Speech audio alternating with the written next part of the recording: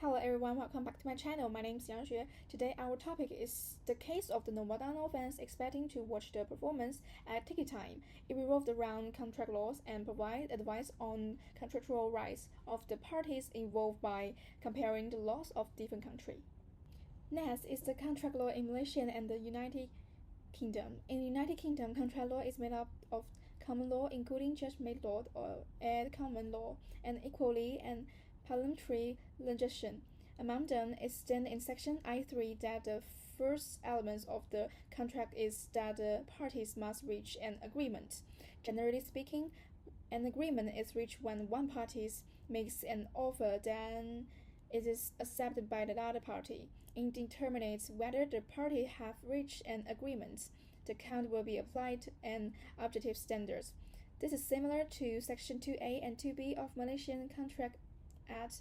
In addition, the definition of acceptance of an offer is among that as same as in the Malaysian Contract Act 1950. In addition to the formation of a contract, there is of course also the case of breach of contract. Breach of contract occurs when a party fails to perform its obligation under the contract, such as in this case, the significant delay in start time of McDonald's concert. Under Section 40 of the Malaysian Contract Act 1950 and Section 235 of the Restatement of Contract Second Edition, the injured party can sue for damage if they can prove that the breach of contracts caused them to suffer losses. Applying above two laws to the case, we analyze whether McDonald's postponement of concert start time constitute a breach of contract, considering the print advertisements on the tickets that start time is 8:30 p.m., whether McDonald's had a binding contractual obligations to start the concerts at the time, and whether McDonald's Live Nations or Barclays Centers is in breach of contracts if this contractual obligations is not fulfilled. If the party fails to perform as promised, it constitutes a breach of contracts. For example, if the concert does not start until after 10:30 p.m., it may be considered a breach of the agreement to start the show at a significant time. Meanwhile, in Malaysia, a 2 hours delay may constitute a breach of the contract under Section 40 of the Contract Act 1950 because it disrupts the plaintiff's reasonable explanations of the concert.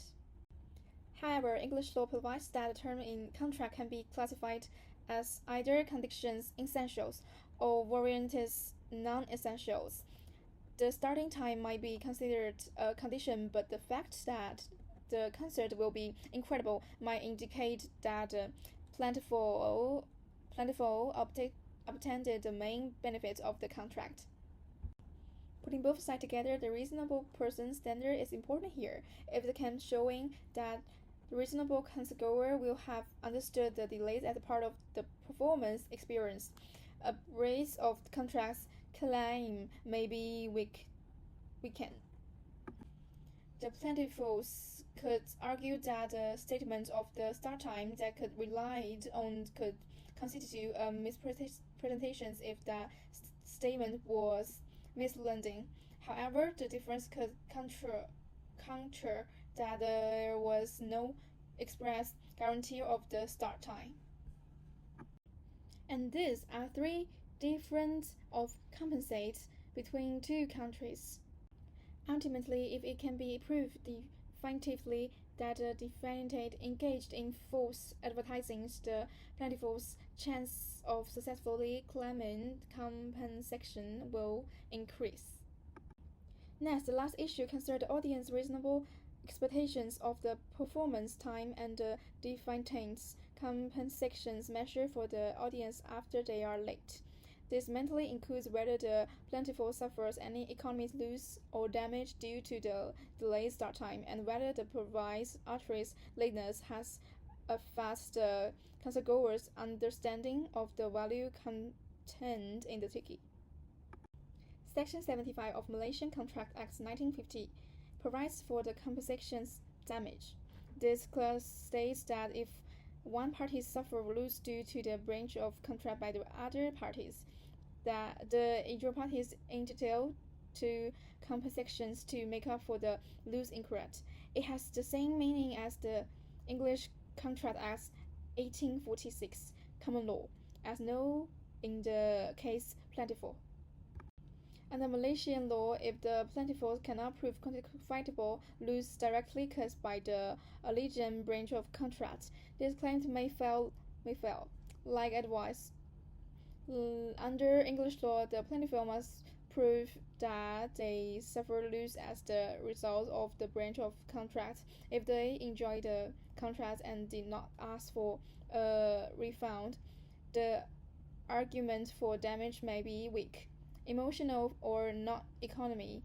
Distress caused by staying out late may be not sufficient to constitute damage under English law unless tangible loss can be proven.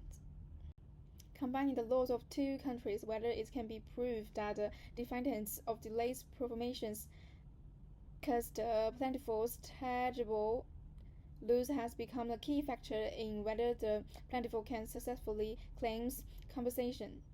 And that's all. Thank you, guys.